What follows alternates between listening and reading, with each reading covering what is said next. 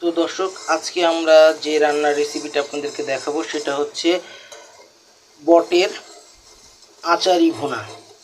তো বটের এই আচারি ভুনা আমরা যেভাবে তৈরি করছি, প্রথমে আমরা বটটাকে ভালো করে পরিষ্কার করে সিদ্ধ করে নিয়েছি হলুদ দিয়ে। এরপরে আমরা চুলাইতে কড়াই বসিয়ে তার ভিতরে সরিষার তেল, লেবুর রস ও ভিনেগার দিয়েছি। এরপর আদা বাটা, পেঁয়াজ বাটা, রসুন বাটা, সেই সাথে হলুদের গুঁড়া, ধনিয়ার গুঁড়া এবং মরিচের গুঁড়া আমরা দিয়ে একটু লবণ দিয়ে আমরা ভালো করে মশলাটা কষিয়ে নিচ্ছি। এরপর আমরা দিয়ে দিব এটাতে বট।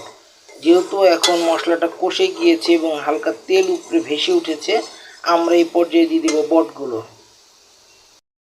তো দর্শক, এই পর্যায়ে আমরা সামান্য পরিমাণ পানি দিয়েছি। যেহেতু এটা আচারি সিস্টেমে রান্না করব, তাই এটাতে ভিনেগার দেওয়া আছে এবং লেবুর রস দেওয়া আছে। এখন আমরা এটাকে একটু দমে দিব, তারপর আমরা এটাতে বাকি উপকরণ এবং মশলাগুলো দিয়ে রান্নাটা করে ফেলব।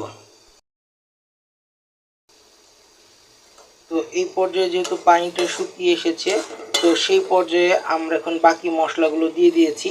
প্রথমে আমরা দিয়েছি ধনে পাতা ও পুদিনা পাতা বাটা, সেই সাথে দিয়েছি আপনার আস্ত জিরা, আস্ত গরম মশলা, তারপরে হচ্ছে চাট মশলা এবং মাংসের মশলা, সেই সাথে দিয়েছি পেঁয়াজ কুচি, রসুন কুচি, কাঁচামরিচ কুচি, শুকনো মরিচ কুচি ও ক্যাসকেবেল চিলি আস্ত, যেটা যে আপনারা দেখতে পাচ্ছেন, এবং সেই সাথে দিয়েছি টমেটো কুচি আর বিট লবণ। এখন আমরা ভালো করে নেড়ে দিচ্ছি। নেড়ে এখন আমরা এটাকে রেখে দিব, তারপর আমাদের বাস জিনিসটা তৈরি হয়ে যাবে। তো আপনারা আমাদের সঙ্গে থাকুন আর প্রসেসটা দেখতে থাকুন। তো দর্শক, দেখতেই পাচ্ছেন আমাদের হয়ে গেছে আচারি বট ভুনা, বা সংক্ষেপে আচারি বট।